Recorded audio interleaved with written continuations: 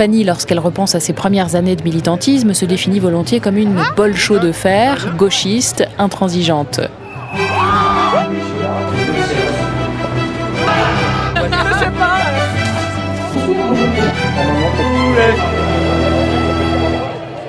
La seule chose qu'on peut dire au soir de ce soir, c'est que c'est le bordel.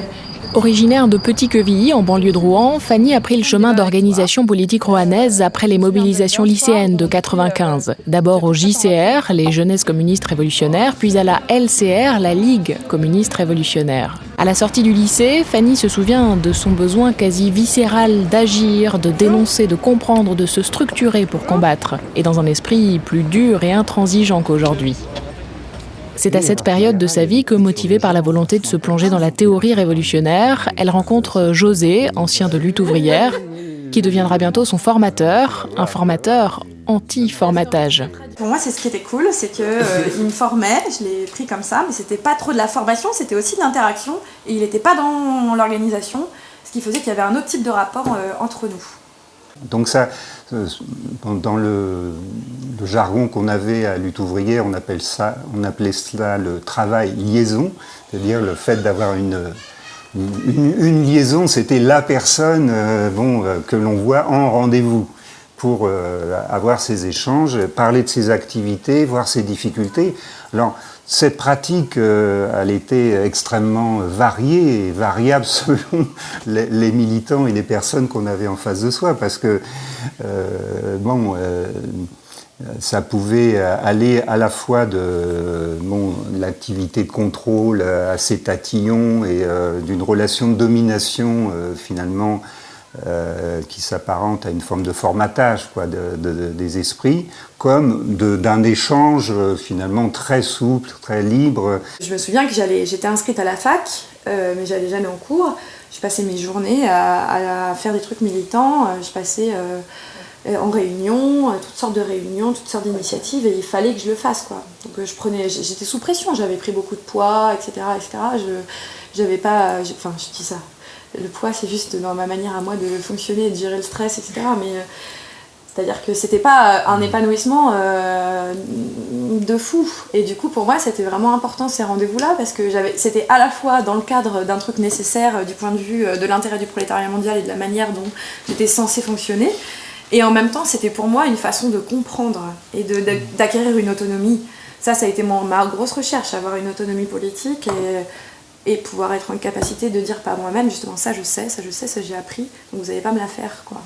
Je me sentais une responsabilité, non pas de formateur au sens il faut penser ça, il faut avoir telle position sur la Chine ou sur le voile ou je ne sais quoi d'autre, ou sur Kronstadt ou sur que sais-je encore. Enfin, c'était pas ça mon problème, c'était que effectivement, tu as tout à fait bien dit les choses, c'est avoir assez d'autonomie pour ensuite choisir sa voie, pour ne pas rentrer dans un processus. Vous savez, on parle beaucoup de la souffrance au travail, mais il faudrait aussi parler de la souffrance au militantisme, si je puis dire. Et c'est ça, en fait, mon problème, c'était que on n'engage pas, que moi-même, je ne m'engage pas dans un processus de souffrance au militantisme, ni Fanny.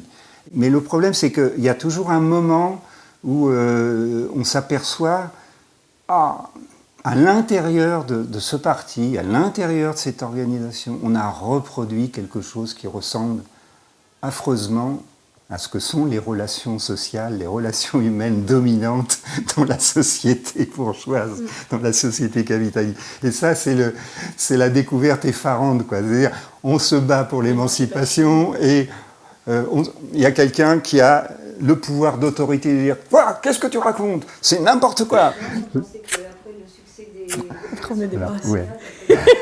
Bon courage. Au moment de la naissance du NPA, Fanny est plus proche de la tendance majoritaire de l'ex-LCR, celle de la direction du parti. Son credo, discuter avec les autres organisations à la gauche du PS, mais sans réel espoir quant à d'éventuels accords électoraux. Les combats de Fanny contre toute forme de domination l'ont conduit aussi à rejoindre les luttes féministes, un point central dans sa vie et son militantisme. Moi, je crois que dans les violences, il n'y a pas que les coups et les gens auxquels on fait mal, qu'on frappe, qu'on pousse, etc.